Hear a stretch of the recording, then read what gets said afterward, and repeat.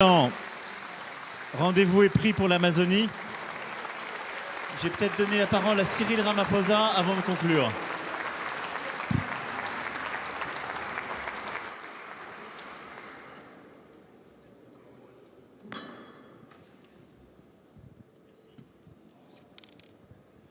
Thank you very much, President Macron.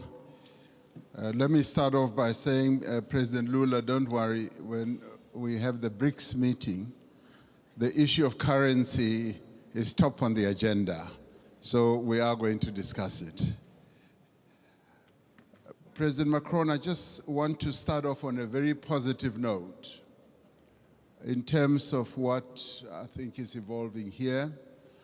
I think there is consensus that is clearly embraced by everyone that we need to address climate and poverty because they go together, there's a nexus. And as it were, we need to burn the candle on both sides. So that's important, so that's agreed. And we all recognize and accept that we need capital at scale to address the key challenges that many countries in the world face, particularly the developing economy countries. And we also would be agreed that there needs to be more cooperation and coordination between your development banks, multilateral development banks, and the private sector. There needs to be coordination so that there is no fragmentation, which you kept talking about. But I think what is important to many of us is that there should be solid consensus on the reform of the financial architecture of the world. Because without that reform, the dreams and the objectives that we have to address our challenges will not be realized. And those reforms need to touch on a whole range of issues. Mr. Mo Ibrahim yesterday even spoke about something that we may think is insignificant, that the boards of directors of your multilateral institutions are not made up of independent directors. They are largely internal people or shareholders. So that in itself, for us, it's an important reform. We also need to look at the distribution of the special drawing rights. I find it a bit difficult to be told that this is set in the rules and it will forever be like that, and that it's either you get 0 or you get 34 billion. In our view, this is not a zero-sum game. It's a game where we all need to be dealt with equity in an equitable manner. And there is a need for reform in that regard as well. And the other important thing for this to happen, it will help us not to participate as unequal cousins in these institutions. It will help us to participate fully, and so that we don't have a sense that we are beggars, that we are being dealt with out of generosity. I think it's important in the new era that the world is in now that there should be a good measure of equality among sovereign nations. You know, recently, 7 African countries decided to go and put a call for peace to Ukraine and to Russia. And we raised a number of issues. Zambia was represented, Comoros was represented, Republic of Congo was represented, Senegal was represented, Uganda, as well as South Africa. So we were all represented, and Egypt as well.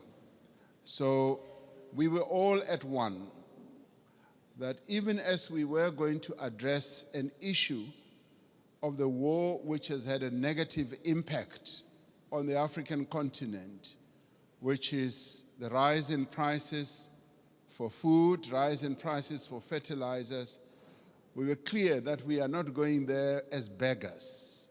We're not going to ask for a favor to both Ukraine and Russia. We were going there to say, open up the Black Sea Channel so that the grains and the fertilizers should go into the world market. So we were not on a begging mission, even as we are in great need as a continent and all that. That should go to demonstrate that Africa should never be seen as a continent that needs generosity. We want to be treated as equals. Even in the multilateral institutions, we want to be treated as equals. And if our equity is at a low ebb, there must be ways in which that can be addressed. To us, this is very important. Our sovereignty is one of the things that we hold on dearly to. And we demonstrated that very clearly to both President Zelensky and to President Putin when it came to this issue. Even as there were suggestions that, yes, we can donate this, we can donate that, we said, we want you to release these grains and fertilizers to the world market so that the world can trade in these commodities and other issues we can handle in a different way. I wanted to make that point so that it should be understood where Africa has evolved up to. We want to be key players on the world stage, want to be key players even in the financial markets and in the MDBs. Now, these are the positive things. I do, Mr. President Macron, want us to address another issue which to us is a bit of a negative. You will have heard President Sisi talking about the 100 billion that was promised in Paris. President Sassou Nguesso yesterday as well also spoke about it at the dinner. Now, there is that issue that a number of the commitments that have been made have not really been fully lived up to.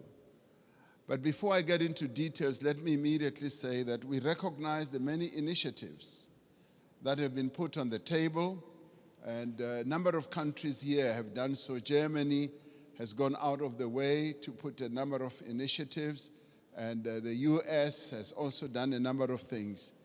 But there have been times when we felt like we were beggars. I played a key role as chair of the African Union during the COVID period. We felt like we were beggars when it came to vaccine availability, when we felt we needed access to vaccines, and the Northern Hemisphere countries had bought all the vaccines in the world, and they were hogging them. And they didn't want to release them at the time when we needed them most. And we felt like we were begging.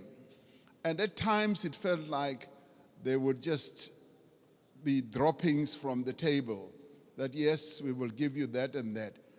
And let me tell you something that generated a lot of resentment.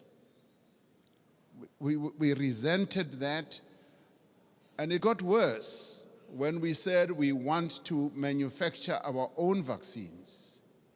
And when we went to the WTO, there was a lot of resistance, enormous resistance. And we kept saying, what is more important, life or profits by your big pharmaceutical companies?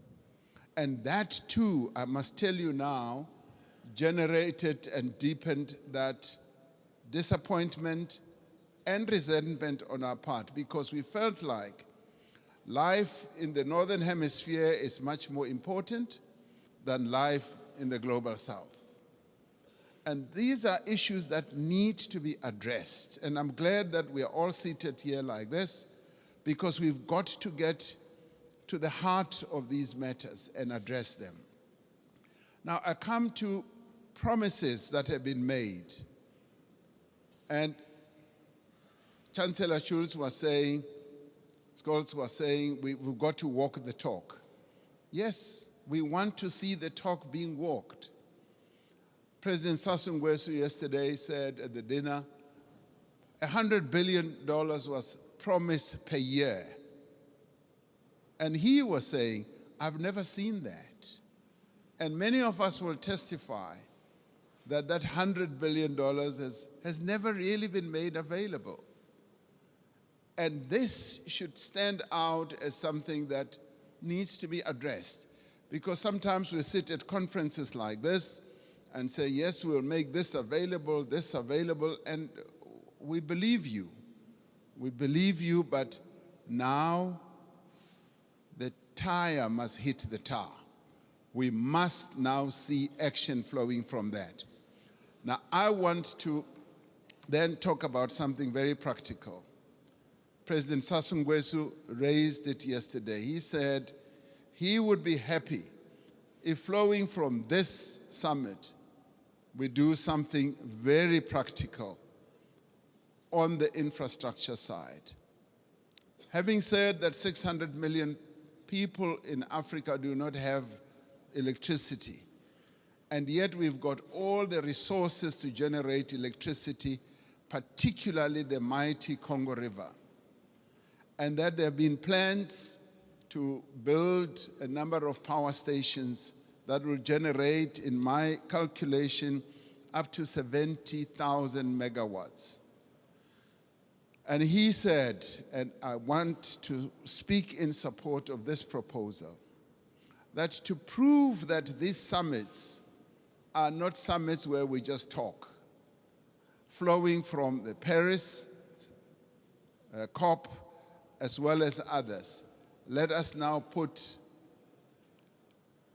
money on the table and collectively say we are going to address this mega project. A mega project which will in the end generate electricity for up to 12, 15 African countries all at one go. And this is a project that I think the multilateral development banks here working together, the call that you've made, President Macron, can actually fund. And where, as we rise from this, we should be able to say the Inga Dam is now going to be developed into the Inga Power Station, the one that President Sassou Nguesso mentioned, and the next one as well. If we can do that, then we as Africans will now be convinced that these summits are really meaningful. We will now go home and say, you know what, it's worthwhile going to these summits, coming to Europe, and to listen to all the promises because they are willing to act on the promises. This is what President Macron, I believe, will be one of the most important outcomes. The reform of the financial architecture, as well as a practical project, infrastructure project that is going to add a lot of value. President Sisi and I have been talking about a railway from Cape Town to Cairo for years. We will leave that for the next summit, but the one on generating electricity and building power stations on the Inga Dam is the most important, that is immediate, that I believe needs to be addressed now. Let's get that done, and then we will be convinced that you are serious with the promises that you make. Thank you.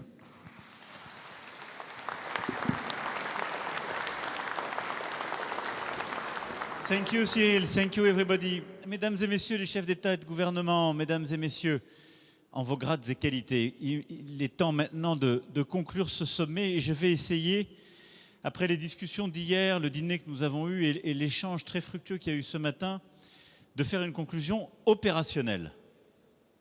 Parce que